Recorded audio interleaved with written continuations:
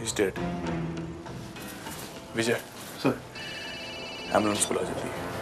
Hello, हाँ शिंदे बोलो। Right, okay sir. Lohit Tiwari crime squad में हमारा वेट कर रहे हैं। विजय राइट सर। तुम लाश को पोस्टमार्टम के लिए भिजवाने के बाद सीधे क्राइम स्क्वाड पहुंचो। मैं और अभी अभी जा रहा हूं।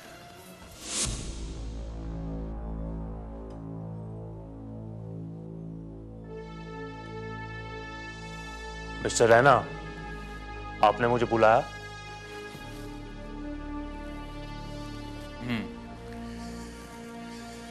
आपको तो अब तक ये पता चल ही चुका होगा कि गौरव सोमानी पर जानलेवा हमला किया गया है, लेकिन उनके भाई सुनील और प्रवीण और रूबी, इन तीनों को जान से मार दिया गया है। What? जी हाँ, इसी सिलसिले में आपसे कुछ पूछताछ करनी थी। ये मोहतरमा कौन है?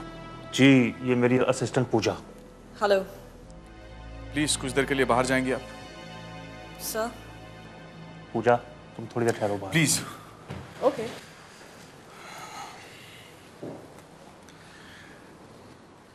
हाँ तो मिस्टर तिवारी, गौरव सोमानी की वसीयत पढ़ने के बाद यह बात पता चली है कि उनके मरने के बाद उनकी वसीयत के एक हिस्सेदार आप भी होते। क्या इतना रीजन काफी नहीं है आपके लिए खून करने का? ये क्या कह रहे हैं मिस्टर रैना? शक के बिना पर आप मुझे कातिल ठहराएंगे, लेकिन सच्चाई कुछ और है।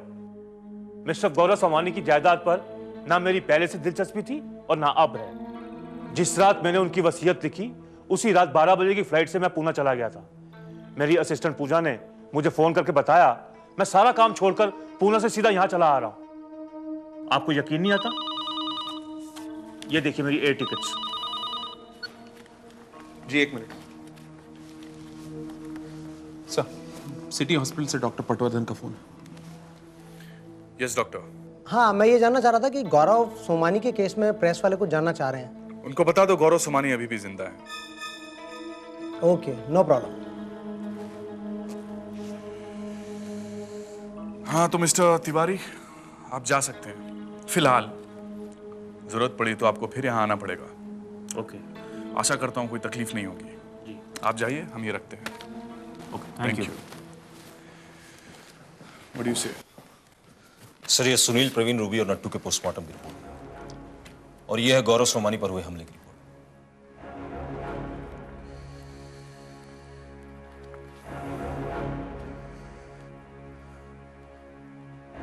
एक बात तो साफ है कि ये सारा खून एक ही आदमी कर रहा है, क्योंकि जितनी भी गोलियां चलाई गई हैं सब सिर्फ एक रिवॉल्वर से। सर, गौरव सोमानी के वसीयत में जिन लोगों का नाम लिखा हुआ था, उनमें से सिर्फ 2 लोग जिंदा हैं। पहला भारत नारंग, जो प्रवीण सोमानी के मर्डर के वक्त हमारी कस्टडी में था, और दूसरा ये तिवारी, जो इन सभी मर्डर्स के बाद हमारे पास पहुंचा है। मेरा शक तिवारी पर जाता है sir. What do you think? तुम्हारा शक बिल्कुल सही हो सकता है विजय, और जहां तक इस केस के कातिल का सवाल है, वो सिर्फ 2 ही लोग हो सकते हैं। या तो वो जो इस वसीयत को पाना चाहता है, या तो वो जिसकी गौरव सोमानी के साथ पुरानी दुश्मनी हो, कोई जाती दुश्मनी हो, जिसे निकालने के लिए उसने ये सब खून किए हो। Right away sir.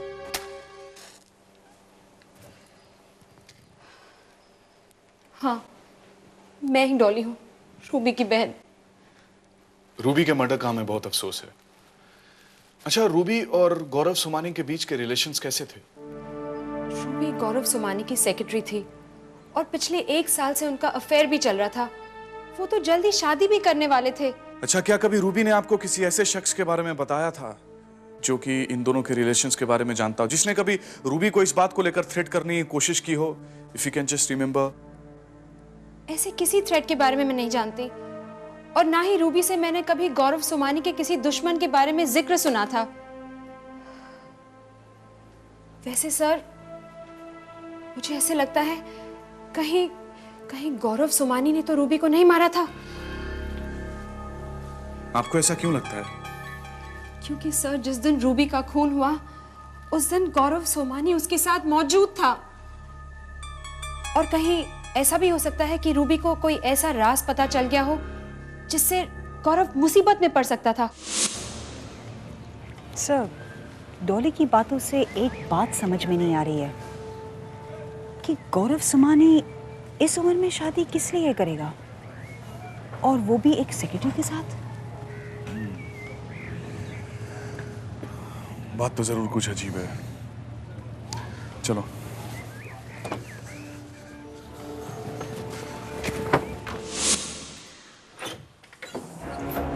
साहब आप, कुछ पूछताछ करनी है तुमसे। हमारे साहब की तबीयत कैसी है? वो ठीक तो हो जाएंगे? हाँ बिल्कुल ठीक हो जाएंगे। हैं? हम तो बिल्कुल ही डर गए थे। काय के लिए? जब से सुना है साहब के दोनों छोटे भाइयों को किसी ने मार दिया है। हम तो साहब से मिलने के लिए हॉस्पिटल भी गए थे और डॉक्टरों ने मुझे मिलने के लिए नहीं दिया। हाँ नहीं, काय को देंगे तुम्हें मिलने, तुम थोड़े डॉक्टर हो। सुनो, सब सही हो जाएगा। तुमसे कुछ सवाल पूछे जाएंगे, उसका सही सही जवाब दो। छुपाने की कोशिश मत करना कुछ भी। पूछिए, क्या पूछना चाहते हैं? यही कि तुम्हारे साहब ने इतने कम समय में इतने रुपए और इतना नाम कैसे कमा लिया? करीब 22 साल पहले साहब की शादी प्रिया मेम साहब के साथ हुई थी। इसके पहले साहब प्रिया मेम साहब की कंपनी में मैनेजर थे। प्रिया मेम साहब और उनके पिता की एक कार एक्सीडेंट में मौत हो गई। आज ये जो भी प्रॉपर्टी आप देख रहे हैं, ये सब प्रिया मेम साहब के घर से उन्हें मिली है। तुम्हारे साहब और उनके भाइयों के बीच में कैसे संबंध थे? साहब के दोनों छोटे भाई सुनील और प्रवीण साहब की प्रॉपर्टी पे ज्यादा नजर रखे थे। ये बात साहब को भी मालूम थी, इसलिए हमारे साहब 5 साल से उनसे अलग रहते थे। तुम्हारे साहब की पत्नी वो प्रिया आहूजा, उनकी फैमिली में और कौन रिश्तेदार है, कौन आदमी है? प्रिया मेम साहब और उनके पिता बिमल आहूजा के सिवा उनके परिवार में कोई नहीं था। ये बात तुम्हें कैसे मालूम? इसके पहले मैं वहीं नौकर था। अच्छा, तुम्हारे साहब की शादी 20 साल पहले हुई थी ना? जी साहब। और अब 20 सालों के बाद फिर से तुम्हारा साहब रूबी के साथ शादी करना चाहता था। क्यों? क्या हो गया? वो क्यों फिर से रूबी के साथ शादी करना चाहता है? अरे साहब, रूबी जैसी मेम साहब हमारी साहब की जिंदगी में कितनी आई और गई, लेकिन एक मेम साहब थी जो प्रिया मेम साहब की मौत के बाद साहब की जिंदगी में आई। वो साहब को बहुत चाहती थी, लेकिन साहब ने उसके साथ धोखा किया। कौन थी वो? अनुराधा मेम साहब। वो साहब के बच्चे की मां बनने वाली थी। मुझे आज भी अच्छी तरह याद है वो दिन जब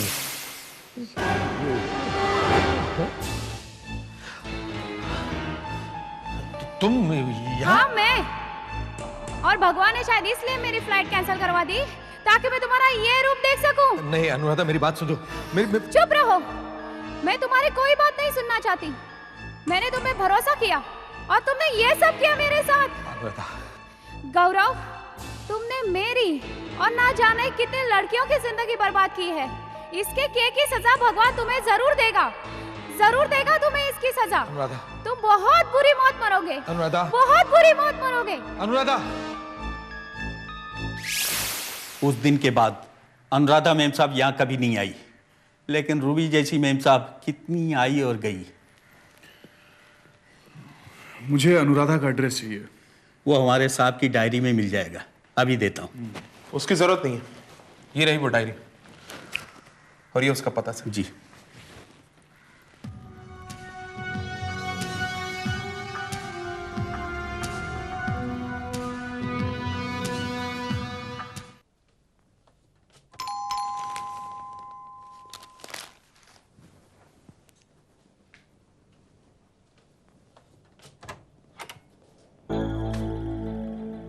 कहिए। अनुराधा घर पर है? जी हाँ, मैं उसका बाप हूं। कहिए, क्या बात? Arjun Rana, crime squad. मैं आपकी बेटी से कुछ पूछताछ करनी है। किस बारे में पूछताछ करनी है? क्या हम अंदर आ सकते हैं? आइए आइए।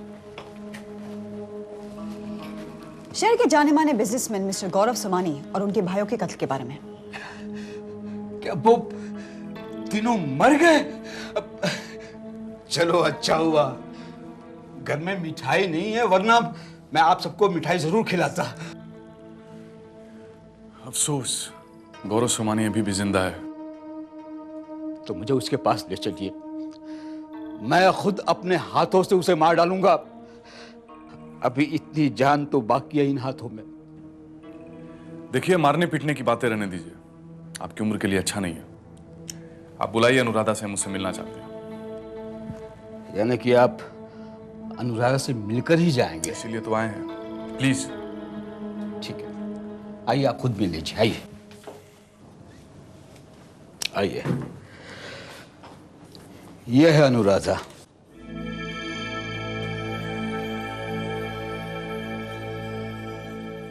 एक्सक्यूज मी अनुराधा, हमें आपसे कुछ पूछना है। Can you hear me? इसकी दिमागी हालत ठीक नहीं है बेटी, इसे कुछ समझ में नहीं आता। कब से ऐसी हालत इनकी?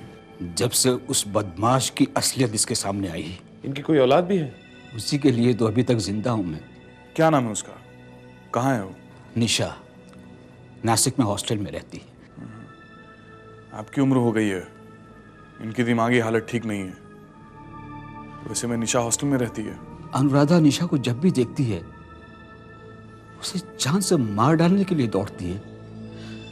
एक बार तो बड़ी मुश्किल से उसे बचाया था मैंने, बस तभी से उसे हॉस्टल में मैंने भेज दिया। कभी कभार उससे छुपकर मिलने के लिए आ जाती है और मिलकर चली जाती है। नासिक के किस हॉस्टल में रहती है वो? गवर्नमेंट गर्ल्स हॉस्टल में। लेकिन निशा तो 1 साल पहले हॉस्टल छोड़ के जा चुकी है। हाँ, लेकिन इस वक्त कहाँ रहती हो, क्या बता सकती हैं आप? जी हाँ, वो मुंबई में 12 ओशीवाड़ा माड़ा में रहती है। आपके पास कोई फोटोग्राफ है उसकी? हाँ, मेरे पास है ग्रुप फोटोग्राफ। 1 मिनट में दिखाती हूँ। प्लीज।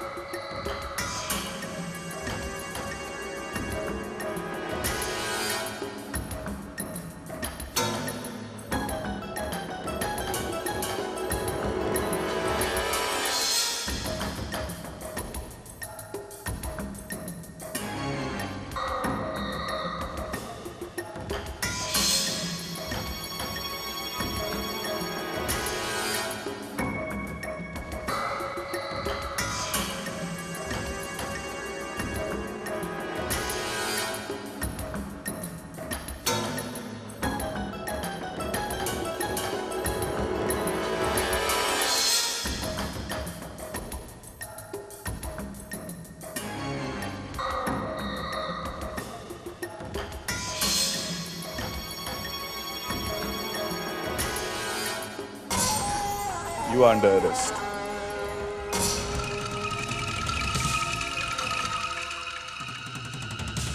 हाँ तो मिस निशा उर्फ पूजा कोठारी, गौरव सोमानी के साथ तुम्हारी जाति दुश्मनी की बात तो हमें समझ में आती है, लेकिन तुमने सुनील और प्रवीण को क्यों मारा? वो लोग भी मेरे साथ वो सब कुछ करना चाहते थे जो मेरे नाजायज बाप ने मेरी मां के साथ किया। वो एक ऐसी मां थी जो मुझे जन्म देने के बाद मेरे बाप के प्यार में पागल हो गई। जब मैं पैदा हुई उसने पहली बार जब अपने हाथों में मुझे लिया तो बजाय कि मैं वो मेरे माथे को चूमे, उसने अपने ही हाथों से मेरी गर्दन दबानी चाहिए, मुझे मारना चाहा। मेरा यकीन मानिए, मैं सारी जिंदगी अपनी मां के प्यार के लिए तरसती रही। इस सबका जिम्मेदार वो गौरव सोमानी है। इसलिए मैंने अपनी आइडेंटिटी चेंज कर ली। और तुम निशा से पूजा बन गई? हाँ, मैं निशा से पूजा बन गई क्योंकि मैं उसको तड़पा के मारना चाहती थी। उसको इतना डराना चाहती थी कि सारी दुनिया देख सके। और गौरव सोमानी के करीब आने के लिए तुमने लॉयर डीके तिवारी को चुना? हाँ, क्योंकि मैं अपने बाप से बदला लेना चाहती थी। I wanted to kill him। ये सब करते हुए तुम्हें डर नहीं लगा? डर? किस बात का डर? डर तो मैंने गौरव सोमानी की आंखों में देखा है, मौत का खौफ। जब उसे पता चला कि वो HIV पॉजिटिव है, वो डर सा गया, भुखला गया, पागल हो गया। ये देखकर मुझे एक अजीब सी खुशी होने लगी। लेकिन उसी वक्त डॉक्टर सूद ने उसे सच्चाई बताकर सारा खेल खत्म कर दिया। ये सब तुम्हें पता कैसे चला?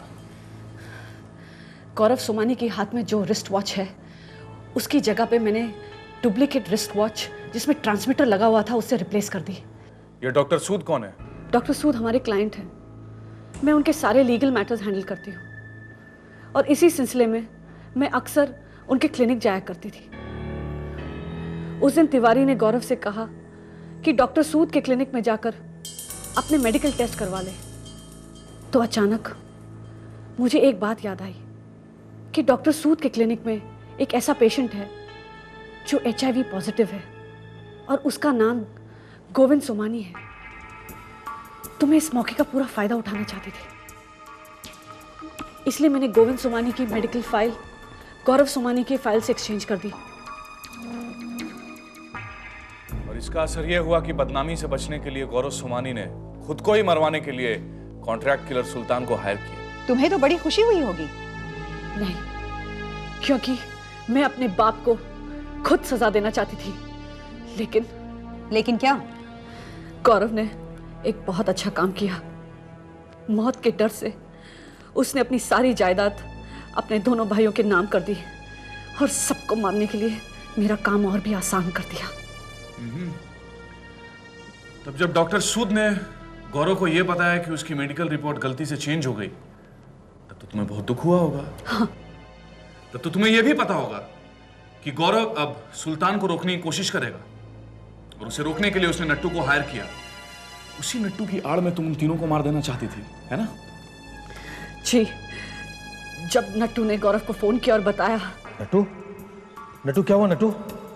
मैंने आपका काम कर दिया है साहब। अब आपको सुल्तान से डरने की कोई जरूरत नहीं। अब वो आपको मारेगा नहीं। Thank you Nattu, thank you very much. तो मैंने नट्टू को ही खत्म कर दिया।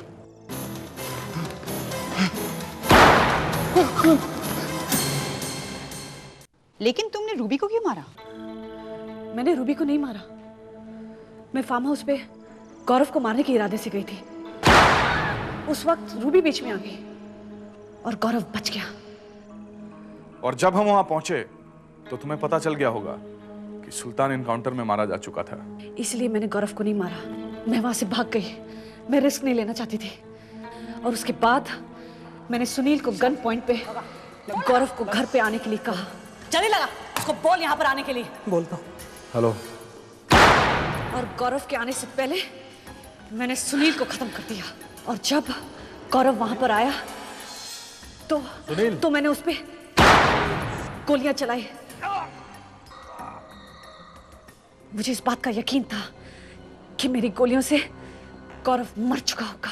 अब तुम्हारा आखिरी शिकार था प्रवीण सोमानी। हाँ, और मुझे अच्छी तरह से मालूम था कि वो मुझे कहाँ मिलेगा। इसलिए मैं उसकी पुरानी फैक्ट्री चली गई जो सालों से बंद थी। जब मैंने उसे देखा और मैंने उस पर गोलियां चलाने की कोशिश की तो वो डर के ऑफिस में चला गया। मैं उसके पीछे भागी। वो ऑफिस में गया और उसने किसी को फोन लगाया और अपनी जान की भीख मांगने लगा। उससे पहले कि वहां पर कोई पहुंच सके खत्म कर दिया मैंने उसे। The game was over। लेकिन अफसोस निशा कि तुम हमारे जाल में फंसी गई, क्योंकि ये बात मुझे बहुत अच्छी तरह से मालूम थी कि जब तक गौरव सोमानी के जिंदा रहने की न्यूज बनी रहेगी, कातिल उसे मारने की कोशिश करेगा। वही हुआ। This was the catch. जबकि गौरव सोमानी तो तभी मर चुका था जब तुमने उस पर फायर किया था। लेकिन मेरे इंतकाम के बाद